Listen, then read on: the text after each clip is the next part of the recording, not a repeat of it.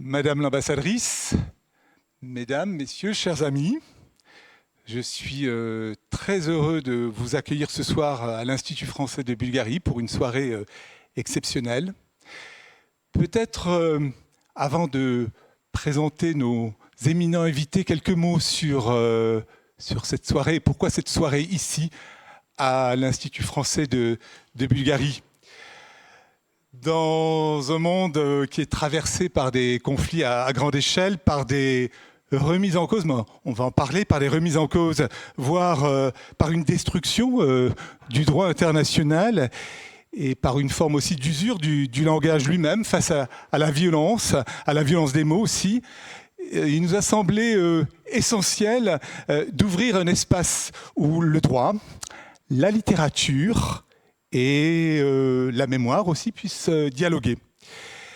Je rappelle que cette rencontre s'inscrit dans le cycle que nous avons débuté au mois de janvier dernier, Europe, repères et valeurs dans le désordre du monde. Je pense que ce n'est pas un mauvais titre parce que j'ai noté qu'il avait été repris par un grand magazine en France tout récemment. Alors bon, c'est une coïncidence, mais peut-être que le titre sonne bien. Alors ça part d'une conviction, je l'avais déjà dit les fois précédentes, du rôle des instituts français, du réseau des instituts français, qui, nous en sommes convaincus, ne peuvent pas rester à l'écart des grands bouleversements d'aujourd'hui, et que ces instituts, avec justement nos invités, nos éminents invités, ont un rôle à jouer pour éclairer, interroger et mettre en perspective. Mais cette soirée, ici en Bulgarie, a aussi une résonance particulière. Nous l'avons évoqué avec nos invités. Elle intervient dans l'année où l'on va bientôt commémorer les 150 ans de l'insurrection d'avril 1876 et du massacre de Batak, l'un des épisodes les plus tragiques de l'histoire bulgare. Elle rappelle la manière dont les crimes sont nommés, reconnus, transmis ou parfois oubliés. Cette soirée rappelle aussi l'importance de ces voix qui, au-delà des frontières des Balkans, refusaient l'indifférence. Et parmi elles, bien évidemment, Victor Hugo, qui, à l'été 1876, dans le journal qu'avait fondé son fils, s'éleva contre les massacres commis dans les Balkans et contribua à éveiller une conscience européenne. Et déjà, l'écrivain posait une question qui nous accompagne encore. Que peuvent faire les mots face à la violence de masse ? Alors, ce soir, nous avons l'immense honneur d'accueillir deux très grands auteurs. Je vais commencer par présenter Agnès. Agnès, Agnès Dessarthe, vous êtes romancière, mais également traductrice, on va en parler durant cette soirée. Vous êtes l'une des grandes voix de la littérature française contemporaine. Votre œuvre, largement récompensée par de nombreux prix, explore les questions de filiation, de transmission, d'exil et de mémoire intime et familiale. Il faut souligner aussi que la musique y occupe une place toute particulière. Alors, nous avons ici plusieurs ouvrages. Nous en avons un qui a été traduit en bulgare, L'Éternel fiancé. Et j'aimerais évoquer peut-être le tout dernier ouvrage que vous avez publié en janvier de cette année, qui est tout à fait magnifique, qui se ressemble. Et si j'ai évoqué effectivement la thématique musicale, c'est parce que le fil de ce récit, c'est l'évocation de la voix et de la personnalité de la chanteuse Kalsum. Et au fond, sur la musique qui rassemble, peut-être vous nous en parlerez, au-delà des assignations identitaires, malgré les guerres, les histoires familiales, les langues, les appartenances et les déchirements de l'exil. Et c'est un texte tout à fait magnifique que j'ai lu avec un immense plaisir et j'espère qu'il sera très bientôt traduit en bulgare. Cher Philippe, vous êtes avocat et écrivain franco-britannique, professeur de droit à l'University College London. Vous avez fait de l'articulation entre histoire, justice et récit le cœur de votre travail à travers les ouvrages dont les titres en français sont Retour à Lemberg, La filière, La dernière colonie et plus récemment 38 rue de Londres, des ouvrages qui ont été traduits dans des dizaines de langues, les chiffres aussi, j'ai vu 28 traduits dans 28 langues, en tout cas pour certains de ces ouvrages, voire davantage, des ouvrages qui ont été récompensés également de nombreux prix. Vous explorez à hauteur d'hommes et de femmes l'avènement progressif d'une justice internationale, une sorte de révolution du droit international où le pouvoir des États n'est plus absolu. Vos livres partent souvent, et en particulier du livre dont nous allons parler tout à l'heure, d'une histoire familiale et intime pour remonter vers les grandes constructions du droit. Ils se lisent comme des enquêtes, où les archives deviennent des récits et où le droit s'incarne dans la vie des gens. J'aimerais aussi mentionner votre travail cinématographique. J'ai vu moi-même ce documentaire il n'y a pas longtemps, que je trouvais extrêmement fort et j'aimerais qu'on en reparle lors de nos échanges. Dans le titre anglais « What Our Fathers Did, A Nazi Legacy », où vous dialoguez avec Niklas Frank et Horst von Wechter, les fils de deux hauts responsables et criminels nazis. Et le film, le documentaire, explore avec une intensité particulière les questions de l'héritage, le conflit des fidélités. Nous avons un peu évoqué ce sujet lors du déjeuner tout à l'heure, et montre combien l'histoire continue de se jouer dans les générations qui suivent. Puis enfin, pour finir cette présentation, il m'est indispensable de souligner ce lien singulier, c'est-à-dire une amitié, une très très longue amitié, vous nous en direz peut-être un mot. Et puis aussi, chère Agnès, vous avez traduit en français La dernière colonie de Philippe Sands.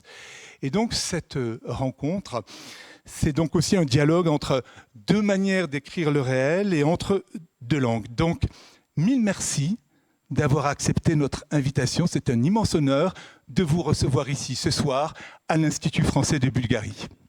Merci beaucoup. Alors, après ces présentations, je vais être maintenant plus bref, parce qu'on est là pour écouter nos invités. Je parlais de vos ouvrages que je mentionnais, et j'aimerais commencer par cela.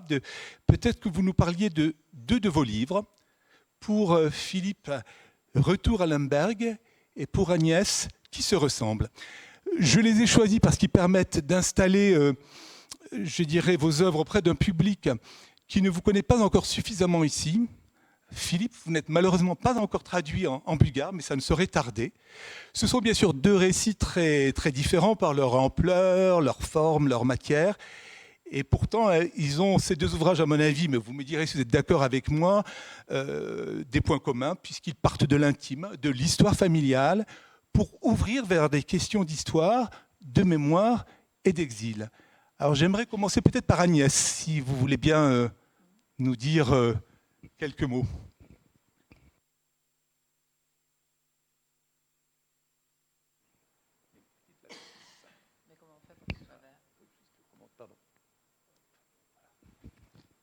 Merci de m'inviter malgré mes talents très médiocres en technologie. Alors, je vais peut-être expliquer comment ce livre est né. C'est peut-être le plus simple, Qui se ressemble. J'ai l'habitude de dire que les livres me tombent dessus comme des pluies d'été. Je ne décide jamais d'un sujet, je ne décide jamais que je vais écrire sur telle chose ou que je vais faire tel genre de roman. Ça se passe autrement. Et là, ce qui s'est passé, c'est que j'ai reçu un coup de téléphone d'une éditrice de chez Bucher-Chastel, une maison d'édition avec laquelle je n'avais jamais travaillé parce que je suis très fidèle en amitié, mais aussi très fidèle en tant qu'écrivain. Je travaille toujours avec les éditions de l'Olivier, qui est une merveilleuse maison de littérature française. Mais cette fois-ci, donc, je reçois un coup de fil d'une éditrice de Bucher-Chastel qui s'appelle Maëlys de la Jugie, et elle me dit qu'elle inaugure une collection dans laquelle dont le principe est simple, c'est une musique qui déclenche un récit.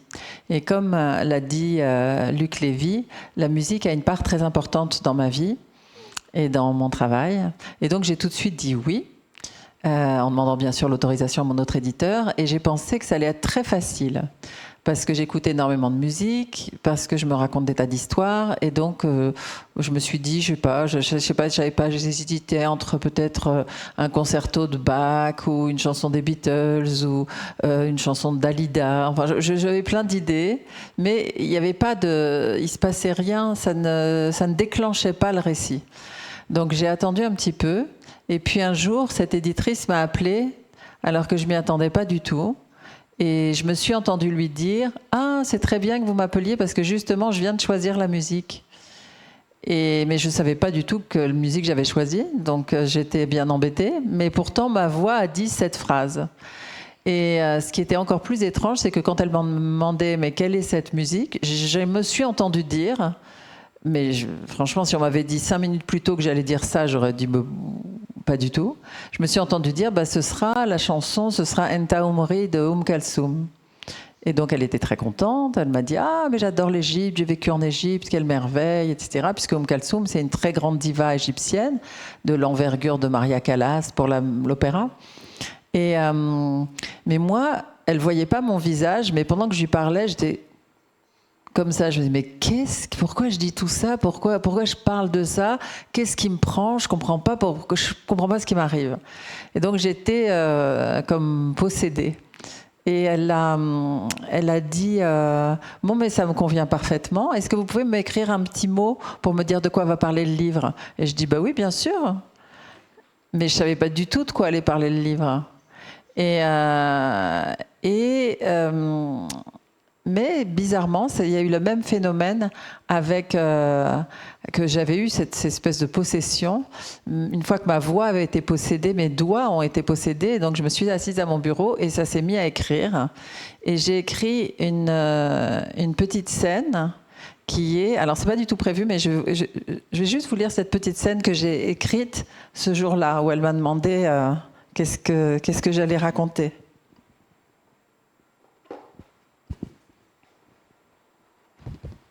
Vous inquiétez pas, ça va pas durer longtemps. Je trouve ça toujours très angoissant quand un écrivain prend son livre et l'ouvre.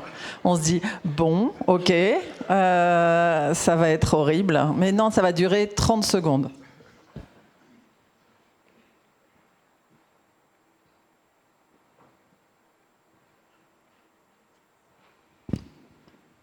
Alors, en préambule, il faut que je dise que la famille je viens d'une double immigration. La famille de ma mère vient de Moldavie et la famille de mon père vient de Libye. Et ces deux familles-là sont juives. Donc, du côté de mon père, c'est une famille qui est juive du Moyen-Orient. Et quand j'ai dit que j'avais cette idée pour cette chanson de Kalsoum qui m'était revenue et que je me suis mise à mon ordinateur, j'ai été transportée dans un souvenir personnel que je n'avais pas du tout revisité depuis et dont je pensais ne pas me souvenir de cette soirée, mais cette soirée, c'est la soirée du 6 octobre 1973 et c'est le jour de la déclaration de la guerre de Kippour. Donc j'ai 7 ans et demi. Et je raconte dans ce chapitre, je vais juste vous lire la fin, c'est pas long, mais ça correspond au texte que j'ai envoyé à l'éditrice. Donc on est en plein soir de Kippour, et soudain quelqu'un allume la télé. La télé, un soir de Kippour, ça va pas la tête, me dis-je. Mais tout le monde se rapproche du poste. Ils ne vont quand même pas regarder un feuilleton avant de boire leur café. C'est alors que j'entends le mot « guerre ». La guerre ? C'est la guerre ? Je demande « C'est la guerre ?» Quelqu'un me répond « Oui, c'est la guerre ». Mon estomac se noue aussitôt. Je comprends les traits tirés, je comprends les larmes qui à présent débordent des paupières. « La guerre avec les Allemands ?» dis-je avec un frisson d'horreur. Je pense au père de ma mère, mort à Auschwitz, je pense à Hitler, aux nazis, au train de la déportation. « Non, me répond-on, avec les Arabes. » En moi-même, je réplique, « Avec les Arabes ? Mais voyons, c'est impossible. Les Arabes, c'est nous. » Voilà. Donc, j'ai écrit ce petit texte et je l'ai envoyé. Et après, je n'avais plus d'autre choix que de continuer à interroger ce souvenir. Qu'est-ce qui me prenait de me prendre moi-même au piège pour me retrouver le soir de la déclaration de la guerre de Kippour, et comment j'allais lier et nouer ensemble les fils de ce livre qui était d'un côté Kalsoum, son destin, sa façon d'être, l'artiste que c'était, mes souvenirs et l'itinéraire de cette famille paternelle que je n'avais jamais abordé avant dans mes livres. Donc pardon, c'était un peu long, mais c'est fini. Merci beaucoup, Philippe. Retour à Lemberg. C'est allumé, oui, c'est allumé.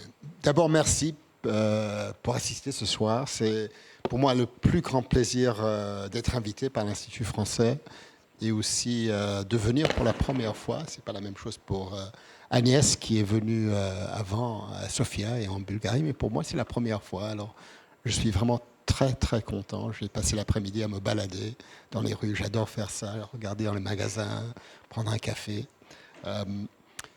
Retour à Lemberg a été publié en anglais en 2016, ça fait 10 ans.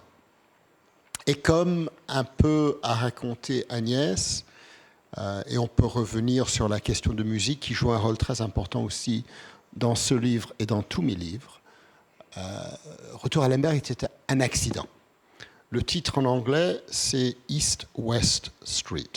Et je peux expliquer plus tard l'importance, mais ça ne se traduit pas en français très bien. La rue Est-Ouest, ça ne marche pas très bien, ni en allemand, et ça marche en anglais.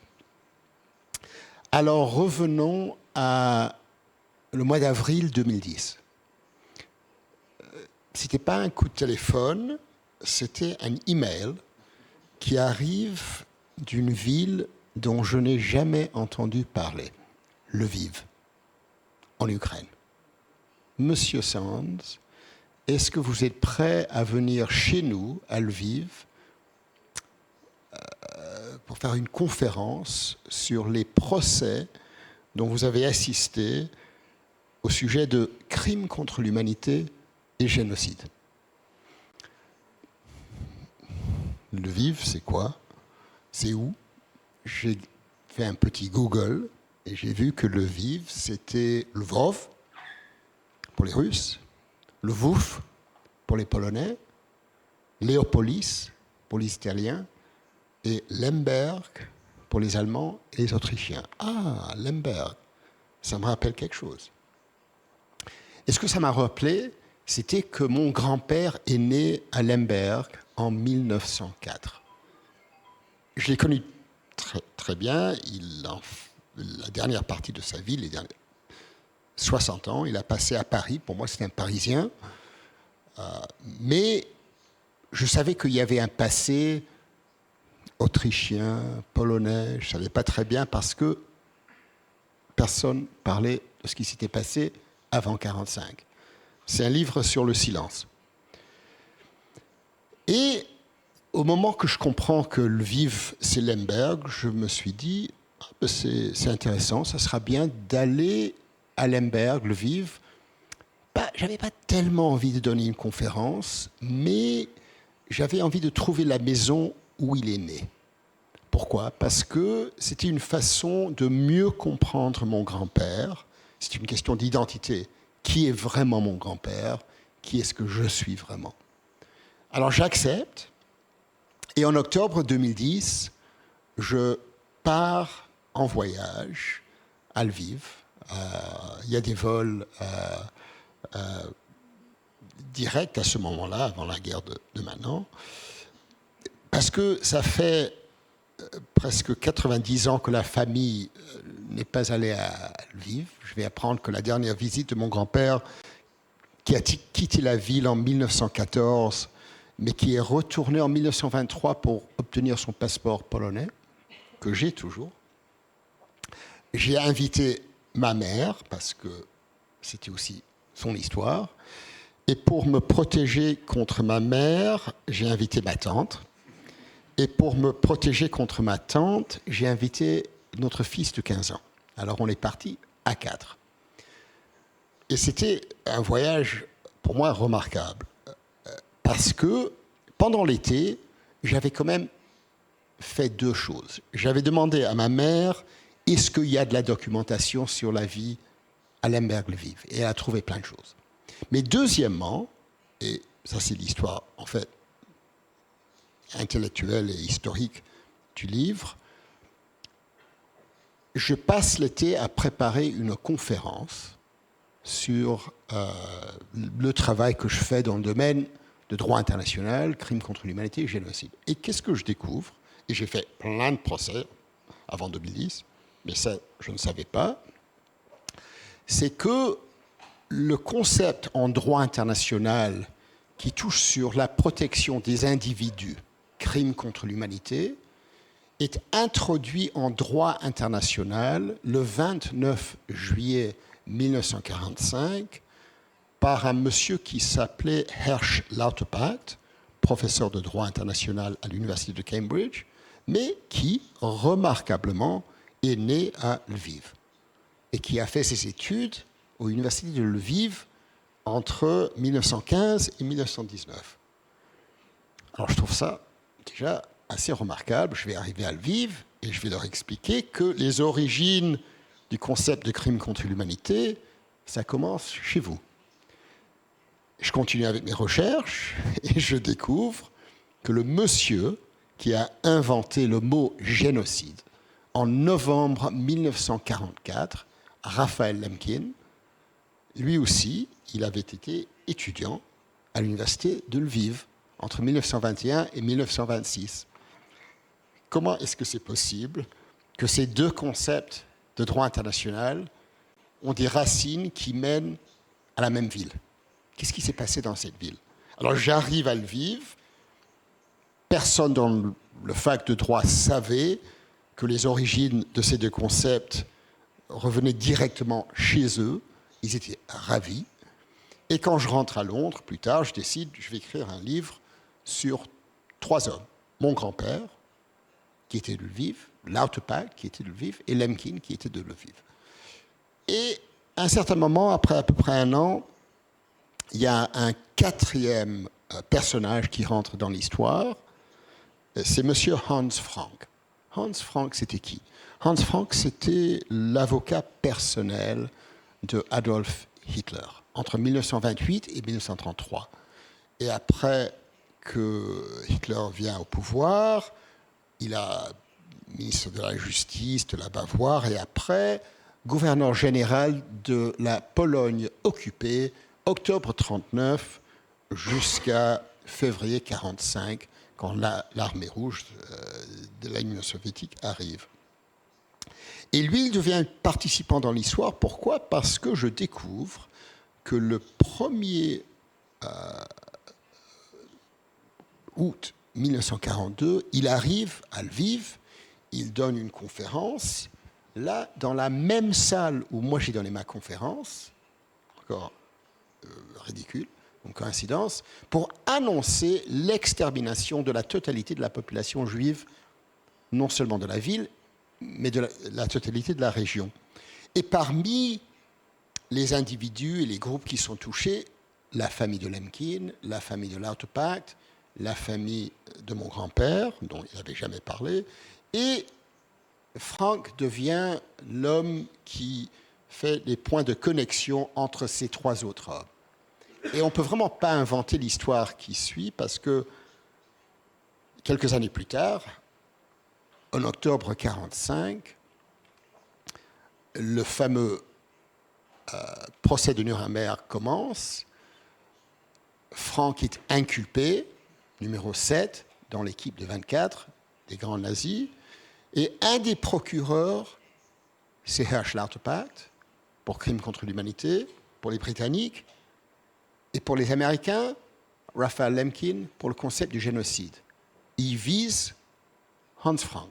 Mais au moment où le procès s'ouvre, ils ne savent pas que l'homme qui vise est responsable pour la tuerie de la totalité de leur famille. Alors en fait, ce livre touche sur une double histoire. La grande histoire du procès de Nuremberg, invention de concepts de crimes contre l'humanité et génocide, mais aussi l'histoire de mon grand-père et le fait que, encore par coïncidence, mon grand-père est né de cette ville de Lviv, où venait Hersch Lauterpacht, et mon premier prof quand j'étais étudiant en droit pour la première fois en 1980, de droit international, c'était le fils de Hersch Lauterpacht. Et en fait, c'est lui, Elie Lauterpacht, qui en 1984, et Agnès se souvient parce qu'on se connaît depuis toute sa vie, là, c'est Lauterpacht qui me donne mon premier boulot à l'université de Cambridge, comme jeune chercheur en droit. C'est 1984. En 2013, alors c'est 30 ans plus tard, j'étais très proche avec Elie, je suis avec lui et je lui dis, j'ai une information intéressante à te partager, une coïncidence. C'est quoi, dit Elie. Et je lui dis, ton père, en fait, il est né juste en dehors de Lviv, Lemberg, dans une petite ville de 5000 personnes, qui s'appelle Jolkiev, à 25 km de Lviv-Lemberg. Et il est né, il habitait sur une rue qui s'appelait Lembergstrasse, la rue de Lemberg. Et tu sais quoi? La maman de mon grand-père est née et vivait non seulement dans le même village, mais sur la même rue. Comment est-ce que c'est possible que nous, liés à Cambridge 100 ans plus tard, ont ces points de coïncidence avec cette petite ville en Ukraine? Et là, on se pose la question, très souvent, les lecteurs, les lectrices se posent la question, est-ce que c'est coïncidence ou est-ce qu'il y a une autre explication pour le fait que ce chercheur, cet universitaire anglais, 100 ans plus tard, fait une recherche et trouve ces points de coïncidence avec cette ville de Lviv et Jolkiev. Et c'est ça le cœur battant de ce livre. Merci beaucoup. On va revenir sur les récits. J'aurais peut-être maintenant une question qui est une question un peu, on va dire, c'est une question littéraire. Vous êtes tous les deux écrivains et ayant un peu regardé, ayant écouté, regardé aussi, parce que vous avez déjà échangé, et vous aviez eu un débat que je trouvais assez intéressant sur les mots. En quelque sorte, vous disiez les mots, donc en tant que juriste, les mots qualifient, donc d'une certaine façon, ils ont un pouvoir sur le réel. Enfin, vous allez me dire si c'est votre conviction, donc ça peut changer le réel, et que vous considérez un peu que votre écriture et vos livres sont des livres à conséquence. C'était dans un entretien que vous aviez donné pour Le Monde, je crois, où il y avait cette formule que je trouvais forte. Et Agnès, vous avez une perception un peu différente du pouvoir ou du non-pouvoir des mots qui parfois se dérobent. Et d'ailleurs, dans le dernier récit, qui se ressemble, avec une forme de nostalgie, vous parlez de l'enfance. Moi, enfant, quand je ne faisais pas le lien entre les mots et les choses, en quelque sorte, et au fond, voilà, il y avait quelque chose d'un peu magique peut-être à ce moment-là. Et donc, vous avez une relation qui est compliquée avec les mots et vous n'êtes pas convaincu que ça peut changer les choses, peut-être la façon de regarder. Mais j'aimerais bien un échange entre vous deux sur ce sujet, sur le pouvoir des mots. Bon, perspective d'un juriste sur le pouvoir des mots. Bon, d'abord, on sait très bien que ces mots génocide et crimes contre l'humanité, ça évoque des controverses, des passions et tout ça. Mais sur le pouvoir des mots, mon expérience, c'est que les idées sont très importantes. Et les mots peuvent vraiment changer le monde. Si on revient à ce moment, en 1943, 1944, les activités de Lauterpacht et de Lemkin, c'est absolument clair.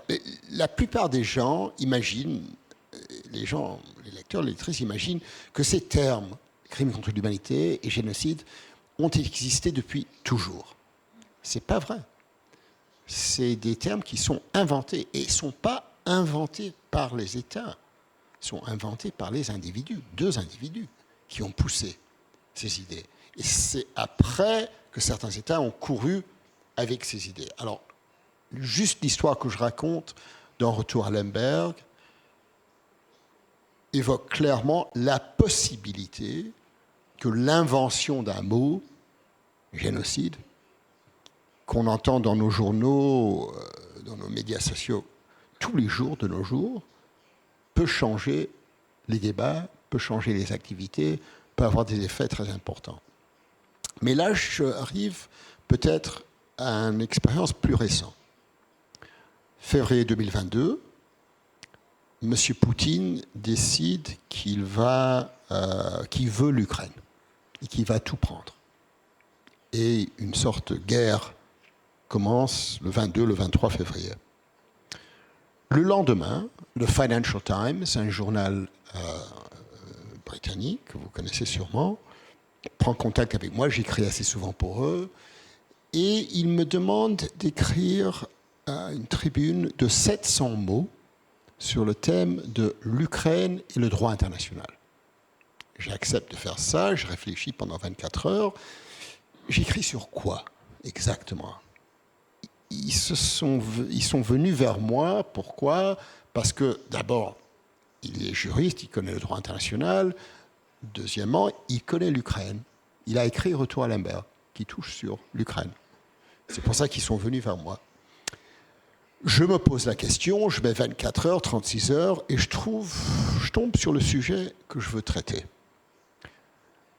Vous connaissez certainement qu'il y a un cour pénal international à La Haye qui a compétence sur certains crimes sur le territoire de l'Ukraine.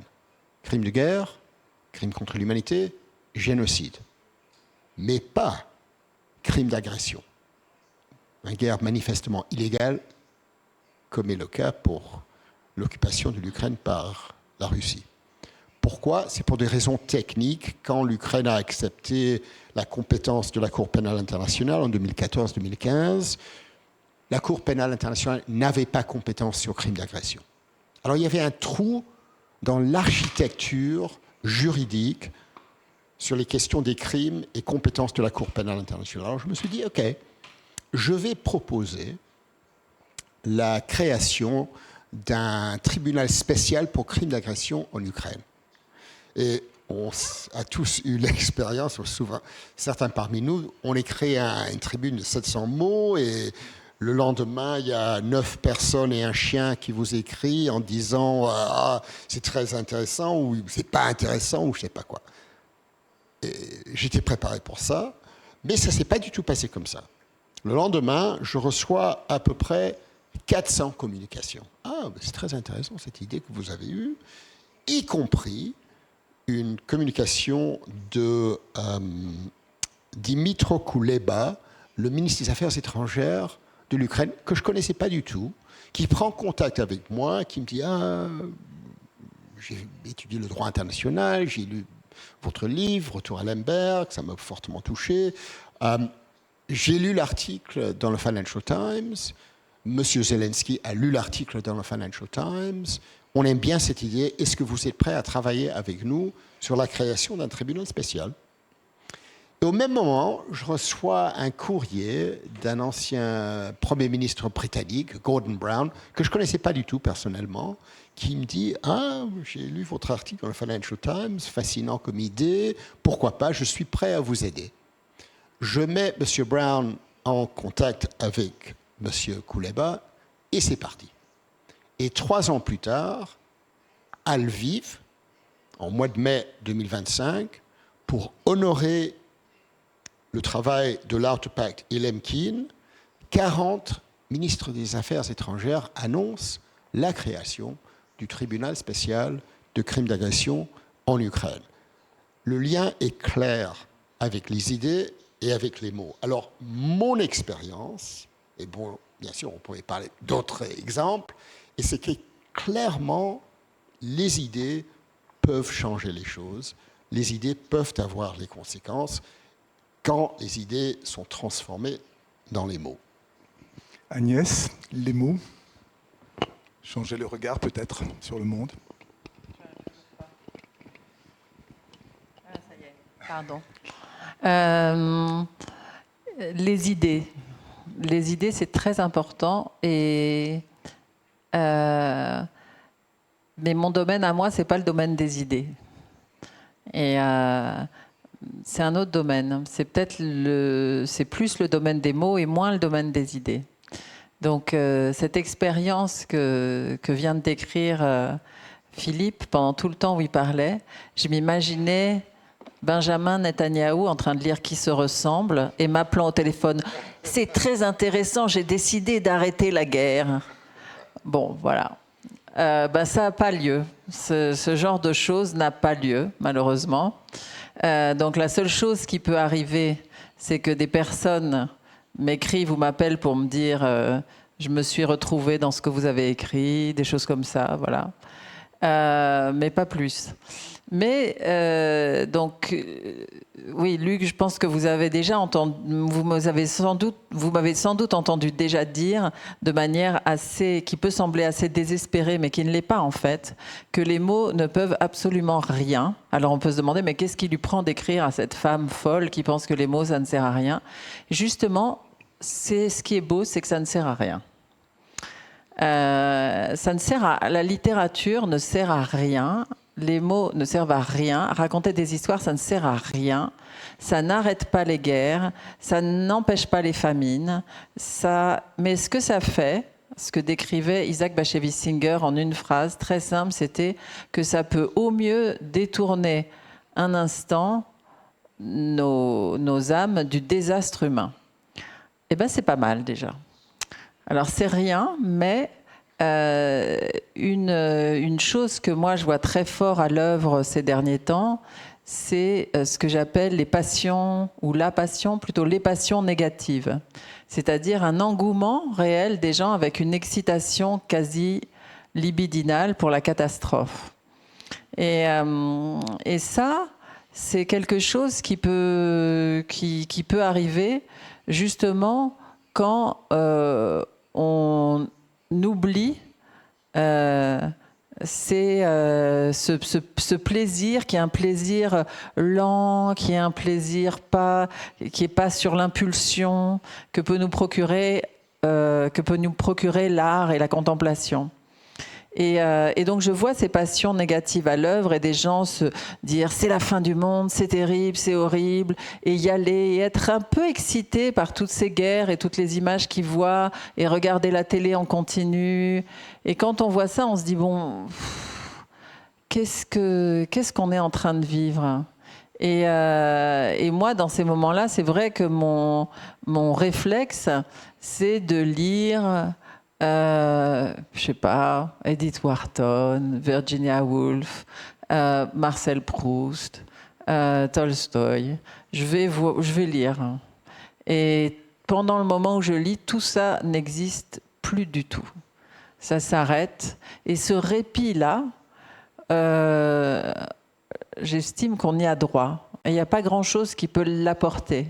Et non seulement on y a droit, mais il peut même nous aider à calmer les émotions extraordinairement violentes qui sont à l'œuvre. Parce que j'ai des tas de théories. Moi, je ne fais pas du tout des livres d'idées parce que je trouve que mes idées sont débiles.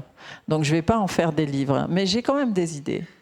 Alors, bon, voilà. Par exemple, une de mes idées, c'est que l'humain ne supporte pas un certain degré de confort. Quand ça se passe à peu près bien, que la maison est rangée, il y a à manger, il y a tout ce qu'il faut, on se dit oh qu'est-ce qu'on va faire? Pouf. Et il y a un besoin d'excitation qui se crée. Et ça, c'est une des raisons pour moi qui crée les guerres. Ça et le capitalisme, bien sûr.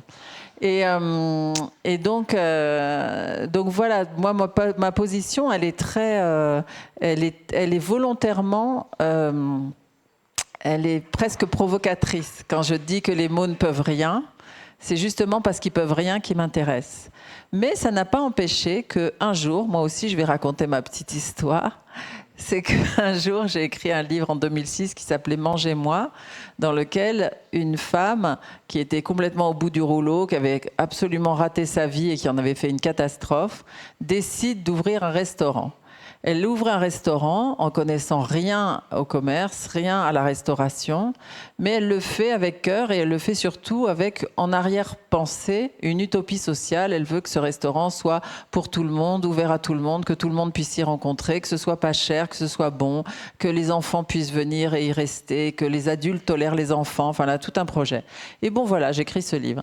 Et puis 10 ans plus tard, je reçois une invitation à un anniversaire. Et on me dit, est-ce que vous viendrez à l'anniversaire de Mélissa ? Je ne sais pas du tout qui est Mélissa, mais ça me rend curieuse. Et je dis, c'est très gentil de m'inviter à l'anniversaire de Mélissa, mais qui êtes-vous ?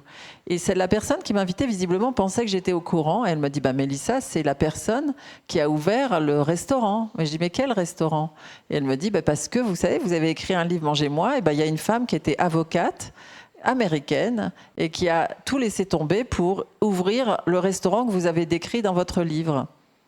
Et donc je suis allée bien sûr à l'anniversaire de Mélissa et j'ai découvert ce restaurant dans le 9e arrondissement de Paris, et Mélissa m'a accueillie, très étonnée de me voir, et les questions qu'elle me posait, c'est « Et l'évier, il est bien là ?»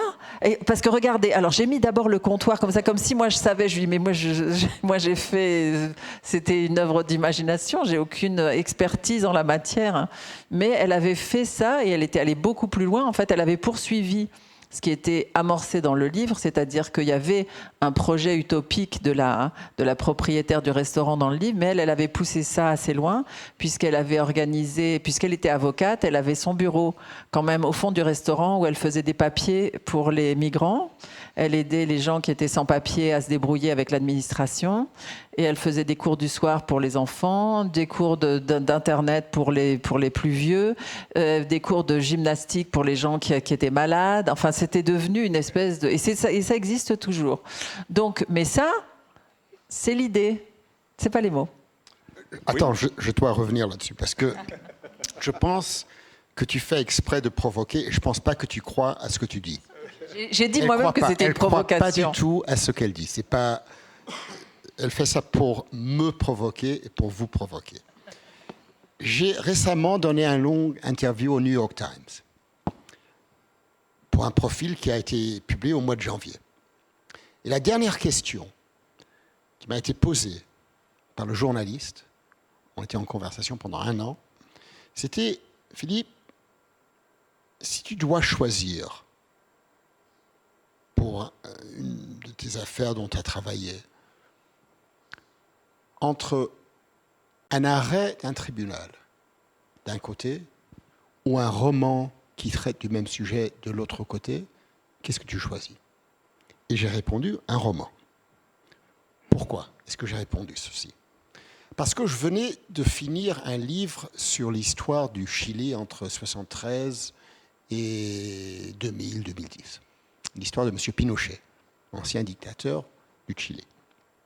Et pendant 50 ans, entre 1973, le 11 septembre, quand M. Pinochet a pris le pouvoir, jusqu'à mars 2000, quand il est rentré de Londres après être arrêté pour crimes contre l'humanité et génocide, il n'y a pas eu un seul procès au Chili pour les crimes du régime de M. Pinochet. Rien. Amnistie totale, immunité totale, rien. Mais ce ne sera pas correct de dire que rien ne s'est passé sur ces questions. Et là où les juristes et les juges ne voulaient pas aller, ou ne pouvaient pas aller, les écrivains sont allés. Les romanciers sont allés.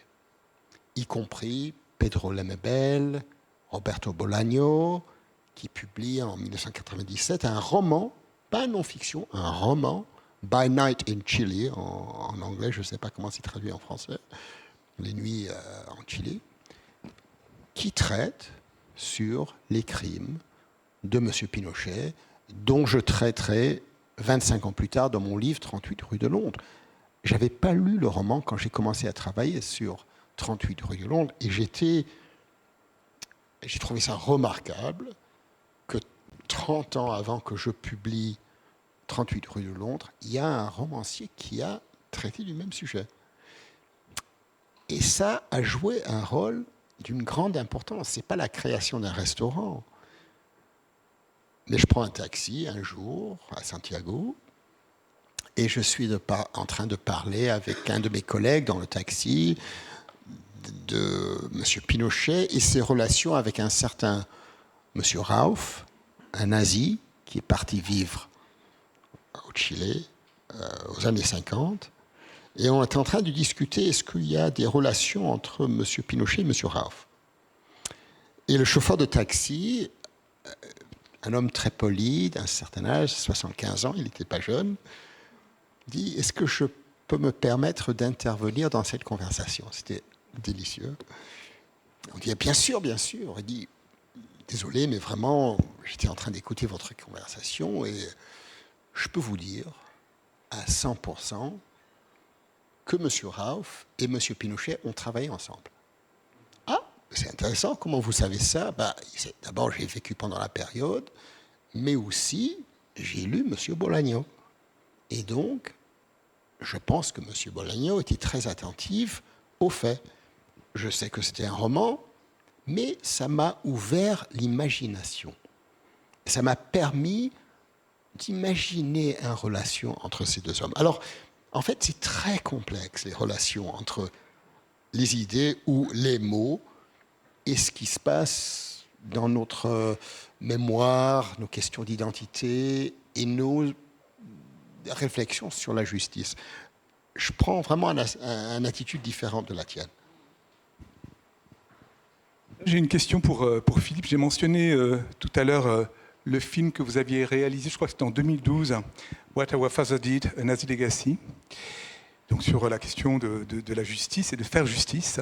Et je trouvais ce documentaire absolument fascinant, puisque en fait, vous vous intéressez, vous liez même un peu d'amitié avec les deux fils, enfin je dirais les fils de deux dignitaires nazis. Vous en avez mentionné un qui était celui gouverneur de la Pologne, Frank, et puis Horst von Wechter, qui inspire aussi votre récit, La filière. Donc ces deux fils, qui ne sont pas bien évidemment des criminels, mais voilà, qui étaient enfants pendant la période de la Seconde Guerre mondiale. Et ce que je trouvais tout à fait impressionnant, c'est qu'il y en a un. Le père a été jugé à Nuremberg, donc il considère que son père a été un salaud. L'autre a fui, n'a pas été jugé, et le fils continue à avoir une dévotion. Et je me suis dit que ça raconte quand même quelque chose sur l'importance de faire justice. Et je vais aussi vous citer dans un entretien récent dans Le Monde, où vous dites la chose suivante: en général, les sociétés qui refusent d'examiner leur passé avec lucidité risquent de retourner vers ce passé. Et vous pensiez d'ailleurs à ce moment-là à la Russie. Alors voilà, je voulais juste vous interroger sur ce point que je trouve très important. Et voilà, je trouvais ce documentaire tout à fait fascinant. C'est intéressant que vous mentionniez cette relation entre moi-même et ces deux messieurs qui sont tous les deux nés en 1939, qui n'ont aucune responsabilité pour ce qu'ont fait leur père. Mais ce matin, j'étais au lycée Victor Hugo pour rencontrer des étudiants. J'adore faire ça, c'est très important pour moi. Et j'étais un peu perplexe. La plupart des questions, c'était sur la question des relations entre Horst Wächter et son papa, Otto Wächter, un grand nazi. Et je n'avais pas très bien compris pourquoi est-ce qu'ils se sont arrêtés sur cette question. Ça fait une partie de ce que j'écris, c'est important. Et c'est seulement à l'heure du déjeuner aujourd'hui, on a déjeuné chez Madame l'ambassadeur de France, ici, c'était vraiment sympa. Et il y avait un écrivain bulgare, fabuleuse, René Calabash, qui était assis à côté de nous, qui m'avait expliqué, bon, je vais faire un peu attention à ce que je dis, mais j'avais bien... Ce que j'ai compris, en fait, c'était que dans la société bulgare, les relations dans la famille et le pouvoir des parents et grands-parents jouent un rôle très important. Ça, c'est ce que j'ai compris. Et je pense que les étudiants avait du mal un peu à comprendre exactement ce qui s'était passé avec ce Nicolas Frank qui détestait son père. La première fois que je le rencontre, il me dit « Tu sais Philippe, je dois t'expliquer, je suis contre la peine de mort en toute situation, sauf en ce qui concerne mon père. » Alors les étudiants étaient vraiment un peu flippés par ça. Et maintenant je comprends, on parlait avec Renée, qui est félicitations à elle pour le shortlist sur l'International Booker. C'est non seulement pour elle, mais je pense que pour tout écrivaine bulgare, c'est vraiment un très grand moment. Le deuxième fois, en 2 ou 3 ans, qu'un écrivain bulgare peut avoir cet honneur, c'est vraiment quelque chose de très important. En fait, ce que j'ai compris, c'est que la justice commence dans les familles. Tout commence dans les familles.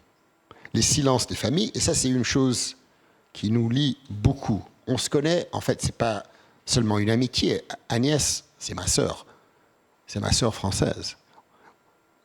Elle ne me connaît pas toute ma vie parce que je suis un peu plus âgé qu'elle. Mais moi, je la connais toute sa vie. Même avant qu'elle soit née, je la connaissais. Parce que ma mère et son père étaient très proches. Ils étaient amis. Alors, je la connais toute sa vie. Et une chose qui nous lie, ça fait 40 ans qu'on a des conversations sur la question des silences de nos familles. Les choses qu'on ne peut pas traiter dans la famille. Et ça, certainement, plusieurs parmi vous ici comprennent exactement de ce que je parle. Dans chaque famille, il y a des silences. Ça peut toucher sur des aspects différents. Et dans ces silences sont nés tous les problèmes qui mènent à la guerre. En fait, c'est ma théorie, c'est ma pensée. Parce qu'en fait, les silences de la famille reflètent les silences des communautés et les silences des États.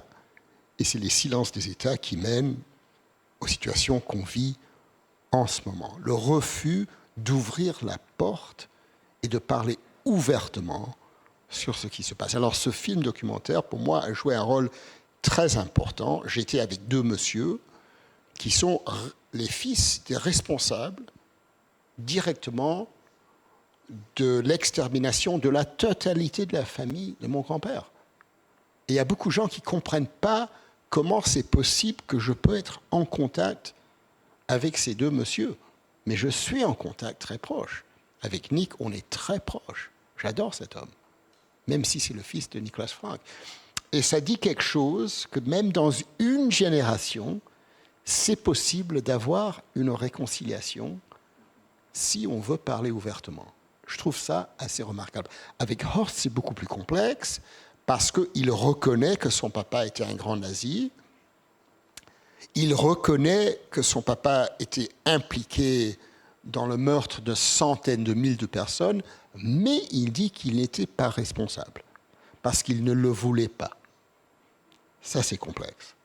Mais voilà, je pense que tout commence dans la famille. Interroger Agnès justement sur ces silences, sur ce qui résiste dans la famille, sur les blancs en fait. Et en ayant lu plusieurs de vos récits, j'ai l'impression quand même que c'est aussi un sujet qui traverse vos récits. Vous allez arriver avec le micro. Ah ben bravo. C'était il y a 1 an et demi, on avait évoqué votre récit Rue des Rentiers. Oui, rue du Château des Rentiers. Rue Château des Rentiers, ouais. Où en même temps, c'était une famille qui parle beaucoup, ouais. Mais qui aussi ne dit pas certaines choses. Enfin, où il y a des silences aussi, malgré le... Mais parce qu'aussi, ça c'est assez intéressant, justement, le silence des familles. Parfois, il n'est pas lié à une volonté. Parfois, il est lié au fait qu'on pense que c'est tellement évident, que c'est tellement énorme, que ce n'est pas la peine d'en parler. Que c'est déjà beaucoup de l'avoir vécu et qu'en parler serait en rajouter quelque chose. Et je crois aussi que pour toute... il y a aussi... il y a une façon que j'avais de qualifier le récit de la Shoah que j'ai utilisé dans 2 livres. C'était que j'appelais ça une histoire racontée par des muets à des sourds. Bon, on va pas aller loin avec ça, mais pour moi, c'est le statut de cette histoire. Pourquoi par des muets? Parce que les personnes qui pouvaient la raconter, c'était soit ceux qui pouvaient vraiment la raconter, ils étaient morts, ils n'en étaient pas revenus, puisque même Primo Levi disait « Je ne suis pas un témoin fiable puisque je ne suis pas mort ». Donc ceux-là, ils ne pouvaient pas parler. Et ceux qui étaient revenus, pour la plupart, soit n'avaient pas envie d'en parler, soit ils voyaient bien que ce qu'ils auraient à dire ne pourrait pas être entendu. Et donc c'était une parole qui était inhibée, qui, avant même de pouvoir éclore, il y avait un doute sur « est-ce que je suis légitime pour parler ?» Déjà, la culpabilité d'être un survivant crée une espèce d'impossibilité du discours. Et en plus, qu'est-ce qu'on va raconter à ces enfants? Parce qu'il y a aussi à quel moment est-ce qu'on explique à un enfant l'histoire de sa famille? Quand vous avez des petits bonshommes qui marchent à quatre pattes là dans le salon et qui se cognent et qui jouent avec des petits animaux en faisant des bruits d'animaux, est-ce que vous allez interrompre ça pour dire alors? Et ben, tu sais que ton grand-père, enfin, c'est très difficile de trouver comment est-ce qu'on parle de certaines choses. Donc le silence n'est pas forcément un silence du secret. Pour certaines familles, ça l'a été, mais je crois que le fait que ce soit si largement répandu, cette histoire du silence, il ne faut pas imaginer que c'est parce que c'est secret. Il n'y a pas de honte, il n'y a pas de secret, mais il y a l'impossibilité de dire, et aussi pour les enfants et les descendants, l'impossibilité de recevoir. Parce que moi, j'ai fait l'expérience de ça, qui est de ce que j'appelle une sorte de problème cognitif, qui est qu'il y a des histoires qu'on m'a racontées. Je sais qu'on me les a racontées, mais je suis incapable de les retenir, je ne peux pas les retenir. Donc par exemple, la déportation de mon grand-père, je sais qu'elle m'a été racontée par ma mère. Je ne peux pas dire que ma mère a été silencieuse, mais je pense qu'elle l'a dit de manière un peu muette et que moi j'ai été sourde parce que plusieurs fois j'ai dû... il me semblait que je n'avais pas les éléments. Et quand je lui redemandais les éléments, elle me redonnait les éléments, mais c'est comme si elle parlait en faisant...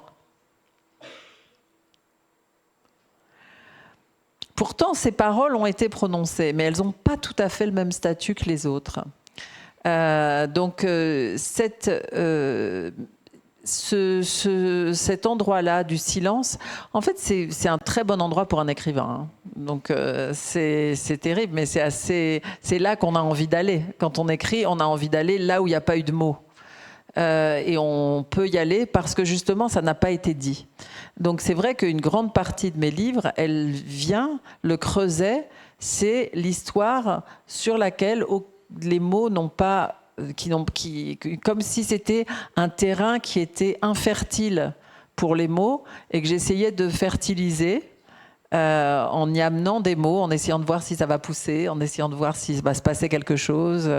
Mais il y a une véritable attraction, je crois, pour l'écrivain qui, vous parlez tout à l'heure du livre de Philippe comme d'un livre qui est comme une enquête, mais je crois que un des premiers désirs qu'on peut avoir quand on écrit, ça ressemble beaucoup à une enquête. Il y a l'envie de comprendre. Oui, et pour faire le lien, justement, j'ai une citation de Retour à Lemberg. Vous parlez de votre grand-père et vous dites « Léon avait enfermé la première moitié de sa vie dans une crypte ». Donc ça confirme ce que dit Agnès. J'aimerais maintenant vous poser une question aussi sur... parce que Agnès, vous avez traduit Philippe, vous avez traduit donc La dernière colonie. J'aimerais bien que vous nous parliez de cet ouvrage, les motifs. Agnès, pourquoi vous avez choisi ce livre, pourquoi vous avez décidé de le traduire et raconter aussi l'histoire de ce livre, La dernière colonie. De quoi parle-t-on dans ce récit? Non, alors... Non, je pense mais parce que il faut quand même dire de quoi parle ce livre, et ça, c'est pas moi qui vais le faire, parce qu'il faut décrire la situation qu'il met en scène, ce livre. Je crois qu'il faut peut-être, enfin, je sais pas, je veux pas te forcer, mais il me semble que c'est bien de commencer par là, parce que ce sont des faits qui sont extrêmement mal connus. Donc peut-être que ça t'embête? Non, ça m'embête pas, mais ce qui serait intéressant pour moi, c'est de savoir comment toi tu interprètes les faits qui ont eu lieu aux années 60. Ça, pour moi, alors, ce qui est très important pour moi dans cette relation, c'est la première fois que Agnès me traduit. Pour moi, je me traite moi-même comme un juriste qui écrit. I'm an imposter. Je ne suis pas vraiment un écrivain. Pour moi, elle, c'est vraiment un écrivain. Et c'est pour ça que j'ai un peu cette perspective que la version française, elle est beaucoup mieux que la version anglaise, parce que c'est Agnès qui a bon, c'est intéressant. Il y a des juristes qui disent c'est pas, il y a deux ou trois petites erreurs dans la traduction des aspects juridiques. Moi, je m'en fous complètement de tout ça. Ce qui m'intéresse, c'est la littérature. C'est quelqu'un qui est écrivain qui a traduit le livre. Tu veux décrire le livre, l'histoire de ce qui s'est passé en 65, ou tu veux que je le fasse? J'ai peur de me tromper. Ok. 1900, aux années 60. Les Britanniques ont une colonie qui s'appelle l'île Maurice. Il y a un mouvement envers l'autodétermination. L'île Maurice est en Afrique. Plein de pays africains ont obtenu leur indépendance. Et les Mauriciens voulaient aussi leur indépendance. Ils ont lutté pour ça. En 65, les Britanniques finalement disent « Ok, on vous donne votre indépendance finalement. » Faire chier avec cette histoire d'indépendance, mais vous allez avoir votre indépendance, mais il y a une condition. On vous donne votre indépendance, mais on veut une petite partie de votre territoire. On veut le garder. En fait, les Britanniques sont des maîtres à ce genre d'histoire, parce qu'ils ont fait exactement la même chose avec l'Irlande en 1925. On dit oui, on vous donne votre indépendance, mais on veut garder quelques quartiers de l'Irlande, et c'est devenu l'Irlande du Nord. C'est comme ça que travaillaient les Britanniques. Et je suis anglais, alors je peux le dire. Et le Premier ministre britannique reçoit un mémo, et ça je vais te demander de le traduire, parce que moi je peux pas... Je le connais les mots en anglais, mais toi tu feras beaucoup mieux avec les mots en français. Un mémorandum qui dit « Monsieur le Premier ministre, you must frighten the Mauritians with hope. Hope that they will get independence, but fear that if they do not agree to giving us the Chagos Archipelago, 57 petites îles dans un archipel, ils n'auront pas leur indépendance. The Frighten Them with Hope Memorandum. Je pense pas, je ne sais pas si ça marche.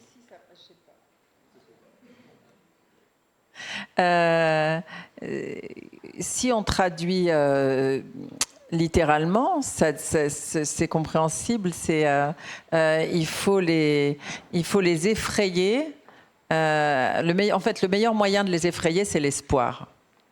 On pourrait traduire ça comme ça. Le meilleur moyen de les effrayer, c'est l'espoir, parce que on va leur faire comprendre que s'ils n'acceptent pas nos conditions, l'espoir qu'ils ont de devenir indépendants va être réduit en miettes. Donc c'est comme ça qu'on peut le traduire.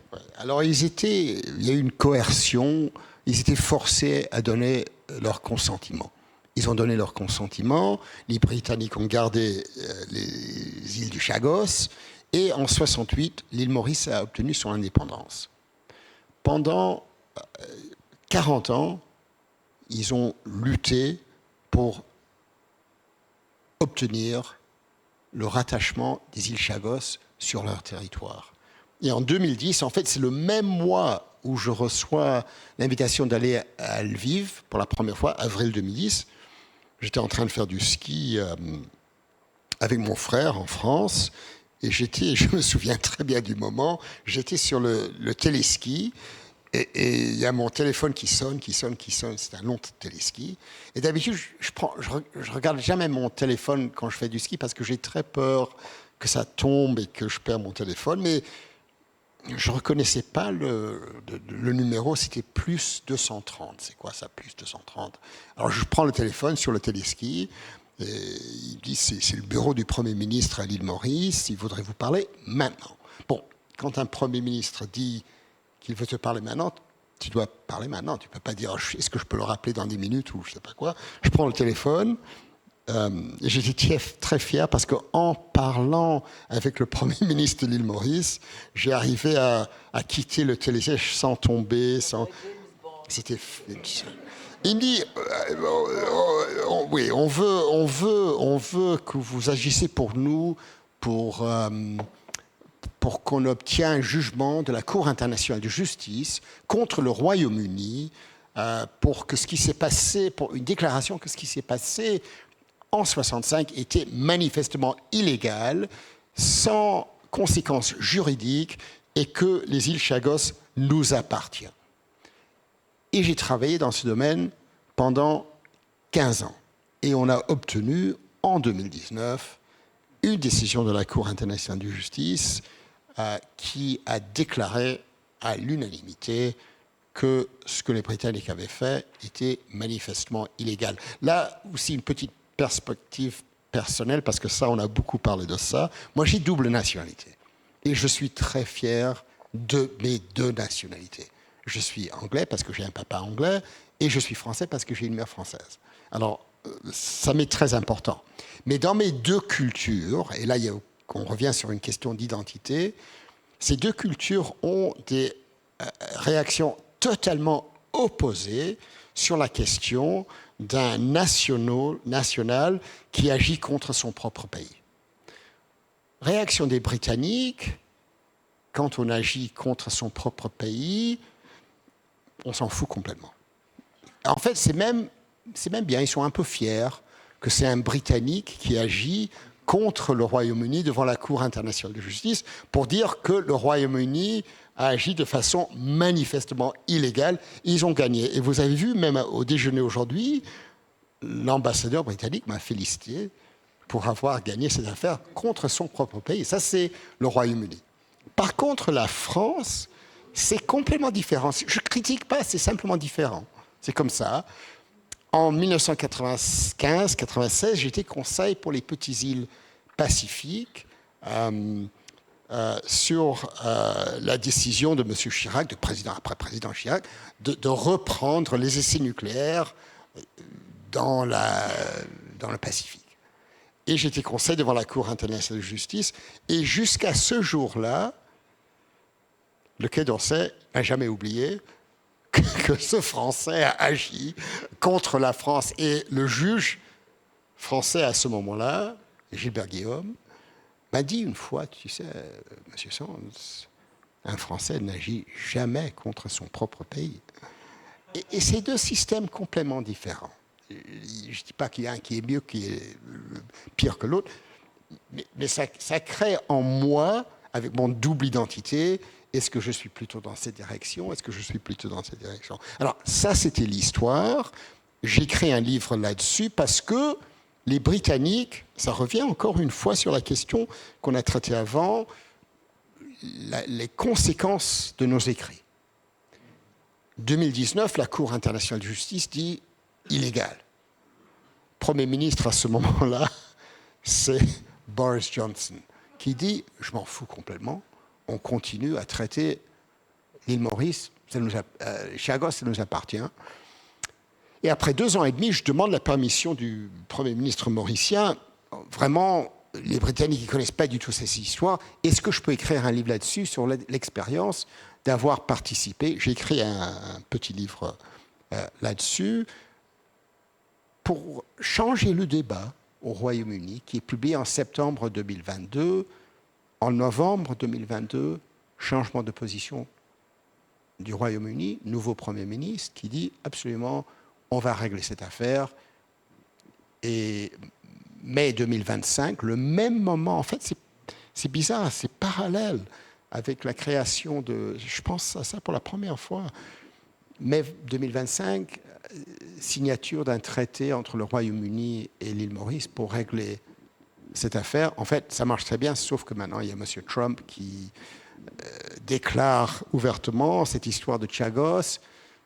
J'aime pas du tout ça, et c'est pour ça que je veux le Greenland, qui appartient au Danemark.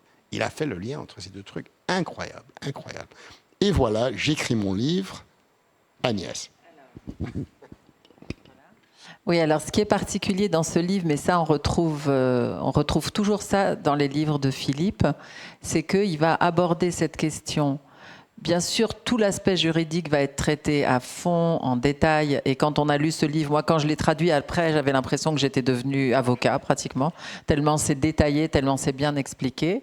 Mais ce qu'il fait, et qu'il fait dans ses autres livres aussi, c'est adopter un personnage. On va suivre un personnage qui va être le regard à travers lequel on va pouvoir entrer dans cette histoire. Et ça, c'est extrêmement précieux parce que le personnage qu'il utilise et à qui il donne la parole, c'est un personnage qui s'appelle Lisby Élysée. Lisby Élysée était une femme qui habitait au Chagos au moment où les Britanniques ont dit on va, en fait, ce qu'ils voulaient, pourquoi ils voulaient garder ce petit bout de terre, c'était pour le donner en cadeau aux États-Unis comme base militaire.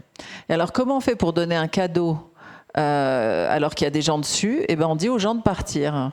Et donc, du jour au lendemain, toute la population des Chagos, sans qu'on leur explique rien, a dû quitter l'île sans rien prendre. Enfin, ils avaient juste une valise. Et c'est cette façon aussi de dire à une population, vous partez, vous n'emportez rien, c'était quelque chose qui faisait très fort écho à nos histoires personnelles à tous les deux. Et donc, Lisby Élysée est cette femme que Philippe, non seulement il en a fait le personnage central de ce livre, mais c'était aussi le personnage central de la plaidoirie, puisqu'il a obtenu qu'elle témoigne devant la Cour internationale de justice. Ce qui était extraordinairement beau, c'était que cette femme est analphabète. Et elle avait très peur de dire des bêtises, de mal s'exprimer. Donc elle savait qu'elle ne pouvait pas écrire sa plaidoirie puisqu'elle ne pourrait pas la lire. Et donc il a obtenu du juge qu'elle puisse témoigner en vidéo, faire un témoignage oral, et que ce témoignage oral aurait valeur, qui pourrait être retransmis devant les juges, et que ce serait à partir de ça qu'il se ferait une idée. Et en fait, moi j'ai vu, Philippe m'a envoyé cette vidéo, et ce témoignage est une des choses les plus bouleversantes que j'ai vues de ma vie, je pense. C'est quelque chose dont on ne peut pas vraiment se remettre. Hein. Et il y a une telle tragédie et une telle force dans le témoignage de cette femme que moi j'étais complètement terrassée par l'émotion. Et aussi j'étais très touchée parce qu'elle parle créole. Hein, et donc c'est une langue qui est proche du français et qu'on comprend et qui a une douceur et une poésie incroyable. Et donc moi, en tant que traductrice, ça me touchait beaucoup d'entendre un discours en créole. Et en fait, il se trouvait qu'à ce moment-là, Philippe il avait travaillé avec une traductrice avec qui il s'entendait très bien, mais qui ne pouvait pas, à ce moment-là de sa vie, prendre en charge ce texte. Donc il m'a demandé, est-ce que tu pourrais me conseiller quelqu'un pour traduire ce texte? Et c'est vrai qu'au début, moi, je ne pensais pas le faire parce que je traduis que de la littérature, de préférence des gens morts. Donc, il ne remplissait aucune de la littérature, je dirais même de la littérature de préférence hermétique écrite par un mort. Donc, c'est pas du tout ce qu'il fait, heureusement. Et donc, mais quand j'ai vu ce témoignage et quand j'ai lu le livre, je me suis dit, mais ça me passionne complètement. C'est magnifique, cette histoire est extraordinaire. Et aussi, j'avais envie de traduire la voix de Lisby Élysée et de rendre justice à la force et la poésie de sa façon de parler. Donc c'est comme ça que ça s'est passé. Ça s'est passé aussi, c'était à la fois une histoire d'amitié, mais c'était aussi l'histoire d'une fascination et d'un immense respect pour cette personne qui avait été privée de tout et qui en témoignait avec une telle puissance. Merci beaucoup. J'aurais encore beaucoup de questions, mais malheureusement, le temps passe et puis j'aimerais bien que nos amis puissent aussi échanger avec vous. Mais peut-être avant de donner la parole à nos amis, au public, j'aimerais bien, chère Agnès, que vous puissiez lire, que vous lisiez les quelques mots, justement, que vous avez écrits et prononcés lors d'une très belle émission, La Grande Librairie, qui est une émission très, très connue en France, consacrée aux livres. Et en plus, ça fait du bien ce que vous avez dit. Alors là, j'ai le texte ici, à moins que vous l'ayez également, mais sinon, voilà, c'était un petit extrait. Et je pense que ça va nous faire du bien à nous tous ce soir. C'est ce passage. J'explique... J'explique le contexte, c'est que donc La Grande Librairie, c'est une émission littéraire qui passe sur TV5, France 5, n'importe quoi. Oui, France 5, je sais plus. Enfin, à la télé. Et donc, c'est une émission où des écrivains débattent ensemble, mais à chaque émission, on donne le dernier mot, le mot de la fin à un écrivain. Et pour ça, on lui dit, voilà, vous devez écrire 1400 signes et les dire face à la caméra, et vous dites ce que vous voulez, mais il faut que ça ait à voir avec l'état du monde. Bon, il y avait eu les premières frappes, c'était juste avant, c'était il y a quoi, il y a quelques semaines, donc c'était juste au moment où la guerre a encore dégénéré au Moyen-Orient. Et donc, voilà. Mais je me suis collée quand même à cet exercice. Et donc, à la fin de cette émission, vous regardez la caméra et vous parlez comme ça, les yeux dans les yeux, ça s'appelle. Et vous écrivez quelque chose. Donc, vous voulez que je lise ce petit bout-là, celui qui est écrit en gras. Voilà. Oui. Alors, OK. Nous écrivons, nous parlons, alors que face au monde et à ces catastrophes toujours plus inventives, les mots devraient nous tomber, comme dans l'expression « les bras m'en tombent ». Quand la ruine est à l'œuvre, que dire à nos enfants ? Patience, les bonnes nouvelles nous prendront par surprise.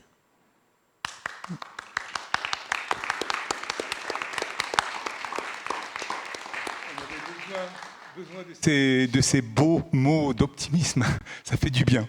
Donc je vous propose là, peut-être on a une petite quinzaine de minutes, 20 minutes d'échange avec le public. Le micro va circuler, c'est Zdrava qui a le micro. Un jeune homme souhaite poser une question.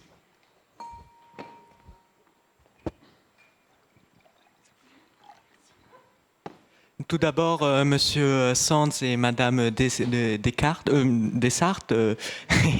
merci beaucoup d'avoir pris le temps de tout nous expliquer. C'était vraiment très très intéressant. Je vous remercie encore de votre venue. Ma question s'adresse plus à Madame Dessartes. Dans tous les cas de troubles mondiaux que l'on peut avoir de nos jours, comme je parle plutôt là de génocide, de nettoyage ethnique ou d'extermination de masse, qui a la légitimité de parler? Qui peut témoigner et être fiable en même temps? Merci de votre réponse. C'est une question très importante que vous posez là. C'est une question qui a été débattue de manière très intense en France et sûrement ailleurs, mais en tout cas moi j'étais témoin de ces débats en France en 2003.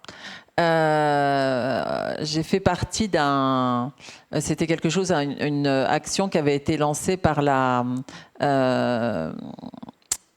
l'Europe en fait, et ils ont appelé des écrivains, des historiens et toutes sortes de personnalités à réfléchir sur l'enseignement de la Shoah, comment on pouvait transmettre cette histoire. Et il y a eu des débats très importants parce qu'il y avait plusieurs personnes qui disaient que les seuls témoins possibles étaient des gens qui avaient traversé cette histoire, donc qui l'avaient vécu. Seuls pouvaient témoigner les survivants de la Shoah. Et moi, je ne faisais pas du tout partie de cette faction-là. Parce que pour une raison simple, je me disais, si c'est les seules personnes qui peuvent témoigner, vu l'âge qu'ils ont, dans quelques années, il n'y en aura plus personne ne témoignera, et ce sera bien, cette histoire sera réglée. De toute façon, tout le monde en a marre d'entendre parler de ça, et tout le monde se plaint que les Juifs se plaignent, il y en a marre, on les a exterminés, ok, on peut arrêter d'en parler. Et ben ça risquait d'arriver assez vite, puisqu'il restait de moins en moins de témoins autorisé. Et je donnais toujours l'exemple qu'à limite de Primo Levi, qui encore une fois, alors qu'il a écrit Si c'est un homme, et pas seulement La Trêve, a lui-même dit qu'il n'était pas digne de témoigner, puisque l'expérience, il ne l'avait pas vécue jusqu'au bout. Donc qui est légitime pour témoigner? En fait, c'est une question qui est très cruelle et cruciale en même temps. Parce qu'il y a il y a diverses façons de témoigner. Vous avez le témoignage de la personne qui a vécu, vous avez le témoignage de la personne qui a vu, et vous avez le témoignage aussi de personnes qui ont ni vu ni vécu, mais qui, pour soit une question d'héritage, soit une question de sensibilité, sont envahies par ce thème. Je pense en particulier à Cynthia Ozick. Cynthia Ozick, c'est un très grand écrivain américain que j'ai eu le privilège de traduire. Et elle a écrit un livre qui s'appelait Le Châle, qui est pour moi un des plus beaux textes. C'est une novelle, c'est très court, c'est presque comme une grande nouvelle. Et c'est un des textes les plus forts que j'ai lus sur l'extermination des Juifs d'Europe. Elle est née dans les années 30 aux États-Unis. Donc elle n'a pas vécu cette histoire. Et elle trouvait qu'elle était indigne d'écrire ce livre, mais elle a dit « Qu'est-ce que j'y pouvais ?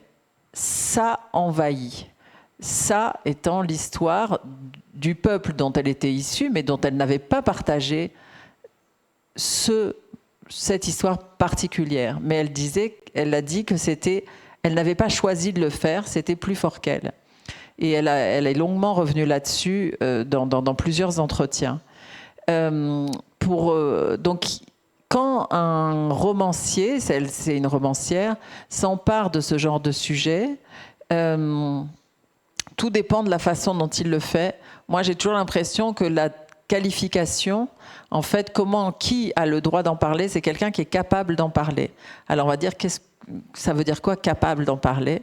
Ça demande un art particulier et aussi un angle particulier, parce que je pense aussi qu'on avait rencontré ensemble Scholastique Mukasonga, qui est une écrivaine d'origine Tutsi et qui a témoigné dans ses livres du massacre, du génocide des Tutsis, et elle l'a fait de manière incroyablement subtile, en se plaçant en amont, parfois en aval, le avant, le après, c'est-à-dire en gardant bien sa place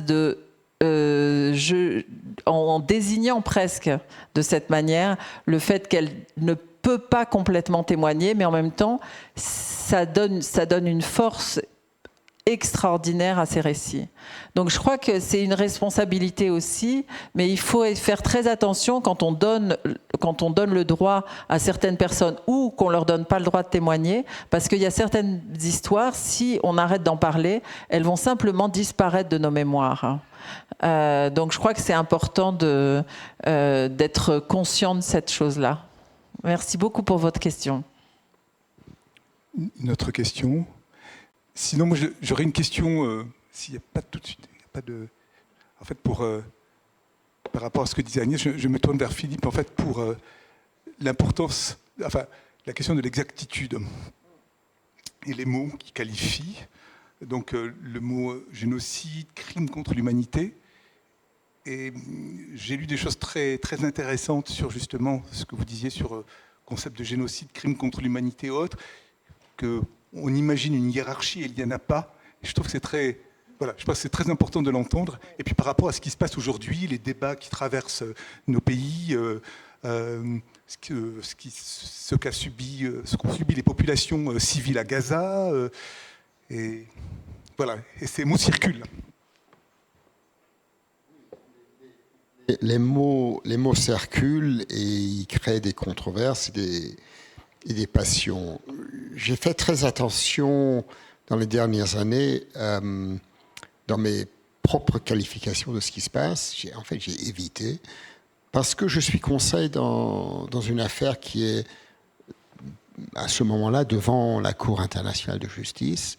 Je suis le conseil pour un pays africain, pas énorme, la Gambie, contre la Birmanie, le Myanmar, en ce qui concerne les allégations de génocide d'une population qui s'appelle la population Rohingya, population musulmane au nord de la Birmanie. Et la raison pour laquelle je fais très attention, c'est que les juges n'aiment pas que les conseils se comportent d'une façon à déclarer que tel et tel controverse, c'est oui ou non un génocide. J'ai beaucoup été sollicité, en fait ça se passe 3-4 fois par jour, sur ce qui se passe en Palestine et en Israël. Est-ce qu'on peut qualifier ce qui se passe en Gaza comme génocide ? Et j'ai seulement donné un interview là-dessus en mois d'août dernier, un interview qui a duré 2 heures avec un grand journaliste américain pour le New York Times, Ezra Klein, qui m'a beaucoup poussé pour qualifier ce qui se passe en Gaza comme génocide. Et j'ai dit, regarde, je ne vais pas rentrer là-dedans parce que c'est tellement passionné et parce que je plaide devant la Cour au mois de janvier. Et si je qualifie oui ou non que c'est un génocide ou c'est pas un génocide, ça va avoir des conséquences devant certains juges. Alors le mieux, c'est que je ne traite pas. Mais je dirais quand même quelque chose à M. Klein que je peux partager avec vous. C'est que si, pour comprendre, d'abord, il n'y a pas de hiérarchie. Que ce soit génocide, crime contre l'humanité, crime de guerre, c'est au même niveau. Il n'y a pas un championnat des crimes. Mais dans l'imagination populaire, c'est clair qu'il y a une hiérarchie. Tous les victimes veulent que leur crime soit caractérisé comme le pire des crimes, et pour eux, c'est génocide. Ce n'est pas juridiquement correct, mais je comprends que dans l'imagination populaire, il y a une hiérarchie. Deuxième point à souligner, c'est qu'il y a une grande différence entre la conception de ce terme de génocide dans l'imagination populaire et l'imagination juridique. Quand Raphaël Lemkin a inventé ce concept, en 1944, en novembre, dans un livre qu'il a publié, chapitre 9, titré « Génocide », pour la première fois que le mot paraît en écrit, il avait un concept de génocide où la barre était très bas. Pour Raphaël Lemkin, s'il y a un village avec 9 habitants, 3 de groupe A, 3 de groupe B, 3 de groupe C, si les 3 de groupe B et de groupe C se jettent sur les 3 de groupe A et les tuent, pour lui, c'était un génocide. Pour lui, l'aspect important, c'était qu'on vise des gens, pas parce qu'ils ont agi de telle ou telle manière, mais parce qu'ils sont membres d'un groupe qui est haï à un certain moment. Ça, c'était la conception de Lemkin, et j'ai dit à Ezra Klein dans mon interview, franchement, si Lemkin était là avec nous aujourd'hui, il a vu ce qui s'est passé le 7 octobre, pour lui, ce qui s'est passé le 7 octobre, c'est un génocide. Pour lui, ce qui se passe au Gaza, c'est un génocide. Mais lui, il prend une définition, une interprétation différente. Qu'est-ce qui se passe après ? Ils ont plaidé génocide devant le procès de Nuremberg en 1945-1946. Les juges de Nuremberg passent en silence sur ce concept. Ils ne mentionnent pas le mot. Les procureurs soviétiques, français et britanniques argumentent que c'est un génocide ce qui s'est passé. Mais les Américains sont contre. Pourquoi est-ce qu'ils sont contre ? Parce qu'ils ont très peur que ce mot génocide sera appliqué aux faits qui ont lieu aux États-Unis, contre les Noirs, contre les Indiens, etc., etc. Alors, les juges disent rien. Et Lemkin dit, le jour du jugement, 1er octobre 1946, c'est le jour le pire de ma vie, même pire que le jour où j'ai appris de la mort de mes parents. Il décide de se militer pour que soit adoptée une convention sur le génocide. Ça commence avec une résolution de l'Assemblée générale à Paris en décembre, à New York en décembre 1946, dans l'État de New York. L'Assemblée générale dit OK, génocide, ça fait partie du droit international, même si le tribunal de Nuremberg n'a rien dit là-dessus. Et deuxièmement, on ordonne que les États vont négocier une convention contre le génocide.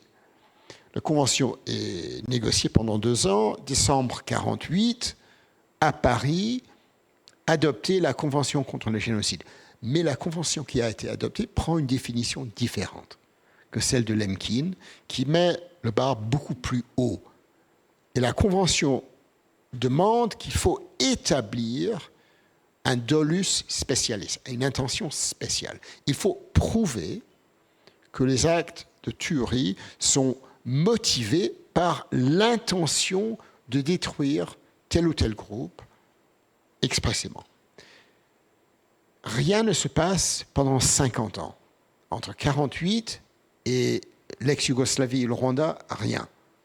93, 94, Conseil de sécurité crée 2 nouveaux tribunaux internationaux pour l'ex-Yougoslavie et pour le Rwanda et intègre dans le statut de ces tribunaux les concepts crime contre l'humanité, génocide. Et pour la première fois depuis l'adoption de la Convention, les juges de ces 2 tribunaux doivent interpréter, et ils ont mis une interprétation qui met le bar encore plus haut. Parce qu'ils disent, en réalité, dans l'absence d'un document qui dit on a l'intention de tuer ces gens parce qu'on veut détruire le groupe dont ils font partie, et les États et les individus n'écrivent. Ils ont appris, bon, si on veut détruire, on n'écrit pas, on agit. Et les tribunaux internationaux ont interprété que dans ce contexte, il faut voir s'il y a une série, une conduite répétée, et si on peut, par cette conduite, obtenir un inference. Comment est-ce qu'on dit un inference? Une inférence d'une intention comme ça. Mais pour déduire une inférence de l'intention de détruire une groupe, ça doit être le seul inférence. Le seul inférence raisonnable. Et donc, s'il y a une double intention, c'est-à-dire agir pour l'autodéfense, pour sécurité nationale et pour exterminer, c'est pas génocide. Et ça, c'est ce qui crée le problème. Alors, moi, je ne sais pas ce que la Cour va juger dans l'affaire de Myanmar. On saura, entre le mois de juin, juillet et septembre, il y aura un jugement, et là, on aura une possibilité de savoir. Et l'année prochaine, en 2017, il y aura l'affaire Afrique du Sud contre l'Israël, qui va juger est-ce que oui ou non, ce qui s'est passé, ce qui se passe au Gaza est oui ou non un génocide. J'ai mes perspectives personnelles de ce que la Cour devrait faire, mais on ne sait pas ce que la Cour va faire. Et la raison pour laquelle on ne sait pas ce que la Cour va faire, la Cour internationale de justice, c'est pour des raisons suivantes. Jusqu'à aujourd'hui, avril 2026, la Cour internationale de justice et aucun autre tribunal international n'a jamais conclu qu'un État est responsable pour un génocide. Alors en fait, dans l'affaire de la Birmanie et dans l'affaire Afrique du Sud-Israël, la Cour doit décider si oui ou non, pour la première fois, est-ce qu'ils vont conclure qu'un État est responsable pour un génocide. Le plus proche que la Cour est allée est en 2007. La Cour a jugé qu'à Srebrenica, il y a eu un génocide. Mais, et c'est controversé, la Cour a décidé que la Serbie n'était pas responsable pour ce génocide parce que le génocide a été perpétré par des organisations paramilitaires qui n'étaient pas contrôlées par la Serbie. Ah, pour moi, c'est tort, ça ne s'est pas passé comme ça, mais je pense que la Cour ne voulait pas juger que la Serbie est responsable pour un génocide. Ils étaient simplement responsables de ne pas arrêter qu'une organisation tiers commis un génocide. Et il y a une grande différence entre les deux situations. Pour moi, personnellement, je trouve que ce qui s'est passé à Nuremberg et Rwanda et ex-Yougoslavie avec les tribunaux, c'était de mettre l'accent non sur le comportement de l'État, mais sur le comportement des individus. Et je me pose la question, c'est simplement une question, est-ce que c'est utile à long terme de mettre sur la tête d'un État pour toujours un libellé qui dit État génocidaire? j'ai mes doutes. Une chose que j'ai appris avec le procès de Nuremberg, c'est qu'ils n'ont pas fait ça. Et ça a laissé une ouverture pour l'Allemagne de prendre une autre direction. Et là, on revient sur le grand thème de Ruth Lemberg, l'individu et le groupe. Pour moi, c'est les individus qui sont responsables pour les crimes. Ce n'est pas l'État. Bon, on peut avoir un président, un ministre des Affaires étrangères qui gère les choses dans une certaine direction, qui mène à un acte de génocide ou crime contre l'humanité. Mais finalement, ce n'est pas l'État, c'est certains individus qui sont responsables pour le comportement d'un État. Et là, c'est à vous de réfléchir. Individu, groupe, État, individu, c'est vraiment complexe comme question. Ça serait presque le mot de la fin. Je crois qu'il y a une toute dernière question. Bonsoir, merci de votre présence. Alors moi j'ai une question qui concerne le tribunal spécial pour le crime d'agression contre l'Ukraine. Donc oui, ce tribunal c'est pour pallier l'incompétence de la Cour concernant le crime d'agression, mais vous avez parlé de l'importance des mots. Et est-ce que cette appellation ne va pas trop loin dans le sens où il y a déjà le terme pour le crime d'agression contre l'Ukraine? Est-ce que c'est pas déjà un jugement qui est rendu juste avec l'appellation même du tribunal et notamment au regard de la présomption d'innocence? Merci. Il n'y a pas de présomption que la Russie ou tel individu est responsable pour l'agression. En fait, ce tribunal a seulement compétence sur les individus. Il n'a aucune compétence sur l'État, n'a pas la capacité de déterminer que la Russie est responsable pour un acte d'agression. Et il y a seulement le crime d'agression est un crime qui est seulement commis par les leaders d'un État. C'est pas commis par les soldats. Eux, ils sont pas capables d'être responsables pour décider si oui ou non un État se comporte de façon pour envahir un pays. Alors en fait, c'est M. Lavrov, M. Poutine, ministre de la Défense, certains individus qui sont liés avec les décisions de l'armée, avec les services de renseignement, etc., etc. Peut-être pas plus d'une vingtaine d'individus. Et pour tous ces individus, il faut trouver les preuves qu'ils ont participé dans une décision qui a mené à un acte juridique qu'on peut qualifier comme crime d'agression. Alors, présomption d'innocence est absolument protégée. Moi, j'ai beaucoup travaillé sur ce tribunal. J'étais partie de ceux qui ont négocié. J'ai travaillé avec le gouvernement de l'Ukraine pour parler très ouvertement. Je ne suis pas indépendant dans cette histoire. Et la France a joué un rôle très important. C'est Catherine Colonna. Dans les négociations, les grands pays avaient très, très peur de ce tribunal. Alors, c'était les pays des Baltes, la Pologne, le Pays-Bas, l'Ukraine, ils étaient tous pour ce tribunal. Mais les Britanniques, les Français, les Américains se sont dit « Ah, on doit faire très, très attention ici. » Parce que si on peut créer un tribunal spécial sur crime d'agression en ce qui concerne la Russie aujourd'hui, pourquoi pas contre nous demain? Et ils ont raison.